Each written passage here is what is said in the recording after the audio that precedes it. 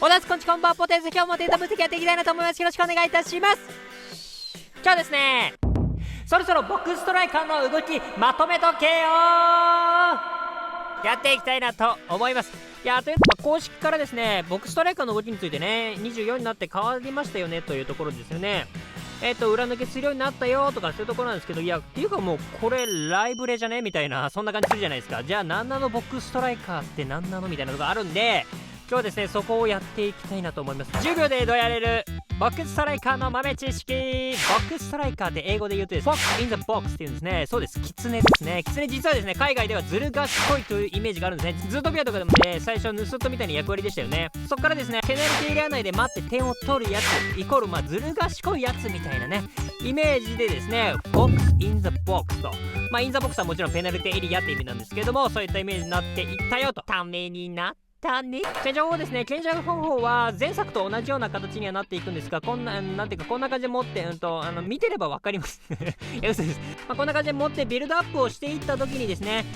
どうなっていくのかを見ていきます。今回見ていく選手はこの選手です。ハーランドですね。ハーランドも忘れてる方もいるかもしれませんが、昔ラインブレーカーの時ありましたよね。その時のハーランドと今のボックスストライカーのハーランドを使って見比べていきたいなと思います。でちなみにハーランド以外は全部無印の状態になっています。ボール持ってるモドリッチだけね、プレステルありますけども、そこ関係ないのでね、よろしくお願いします。で今回見ていくのが2トップのショートカウンターを基準として見てですね、1トップ3トップの場合どうなるのか、そしてチームスタイルによってどうなるのかっていうのを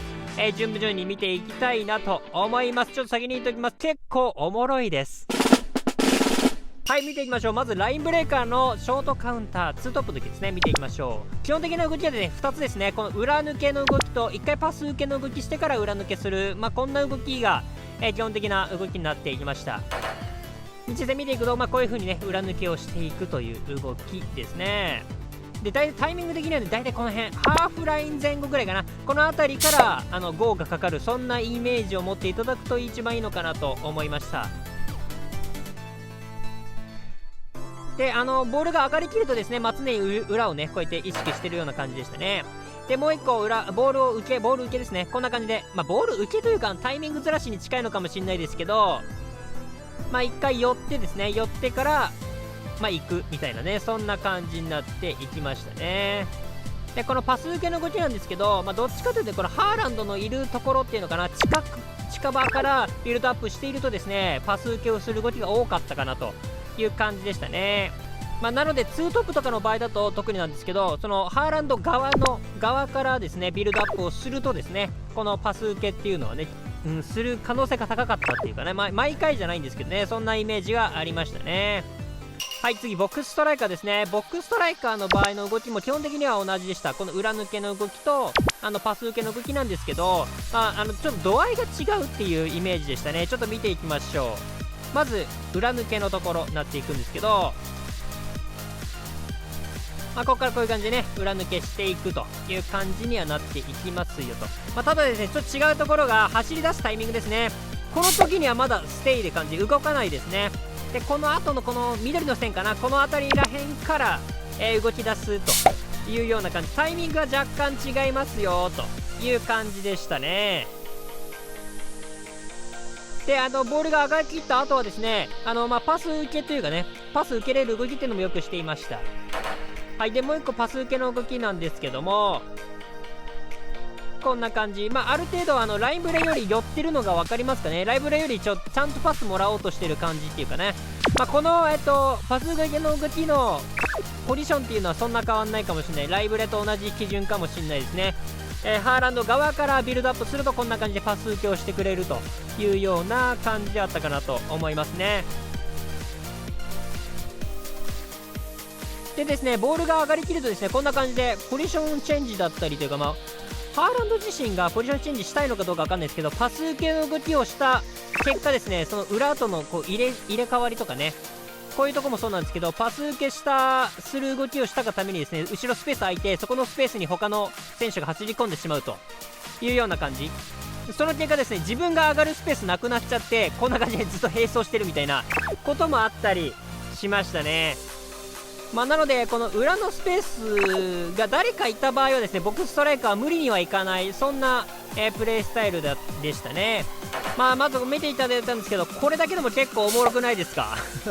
結構違いあるんですよね、こうやって見ていくとね、一つ一つ見ていくと。なのでここからちょっとワントップ3トップ見ていきましょう。まずワントップ3トップですね。これに関してはね、大きく差は出なかったです。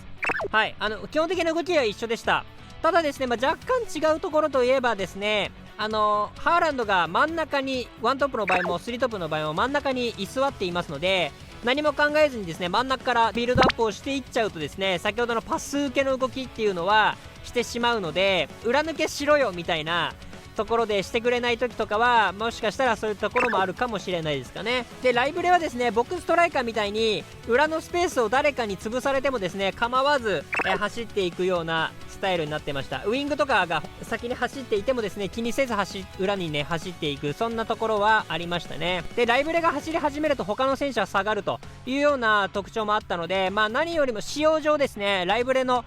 裏抜けの動きが一番優先される、そんな感じになってるみたいですね。で僕ストライカーのワントップ3トップなんですけど、ここもですね基本的には変わりません。ライブレと同じでですね、真ん中から何も考えずにビルドアップをしていくとパス受けの動きっていうのも多くなりますし、ただちょっと違うところといえばですね、もう一人フォワード、センターフォワードがいませんので、自分が走り込めるスペースっていうのが空いてることが多いです。なのでちょっと裏抜けするタイミングがですね遅れても、他のウィングとかあとサイドミッドフィルダーとかが裏に走っていてもですね、ハーランドが走れるスペースっていうのはまだ残っていますので、さっきみたいにもう裏走らないみたいな感じになることは少なかったですね。ちゃんと裏も走ってくれるというような感じになっていましたね。はい、ということでワントップ3トップはそんな感じでした。次ですね、チームスタイルになっていきます。チームスタイルの違いはですね、これもね正直ねほとんど変わんないです。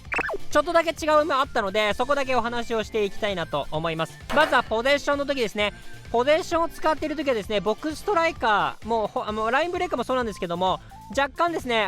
パス受けの動きがちょっと強くなります。近くまでだいぶパス受けをしてくれます。特に僕ストライカーはかなり近くなりますね。こんな形で見ていくとですね、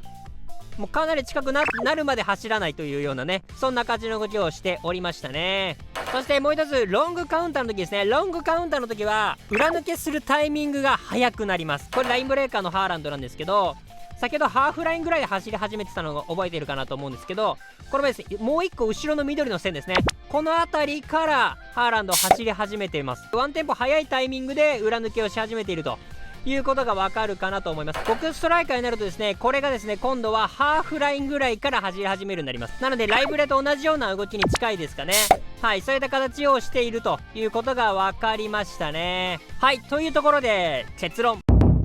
僕ストライカーはずる賢くない、優しい子とします。はい、ということでですね、裏抜け誰かにされちゃうとね、譲っちゃうところがすごい心優しいのかなって思ってしまったので、そう言いました。一応まとめておきました。こんな形でですね、基本的な動きは変わらないんだけども、その度合いだったりとかが違いますよという感じでしたね。特に僕ストライカーは、パス受けの動きがね、ライブレよりはちょっと強くなっているというような違いがありました。あとは周りの選手によってもね、多少変わってくるかなというところでしたね。裏のスペースとかに関してはライブレが最優先されてたとか、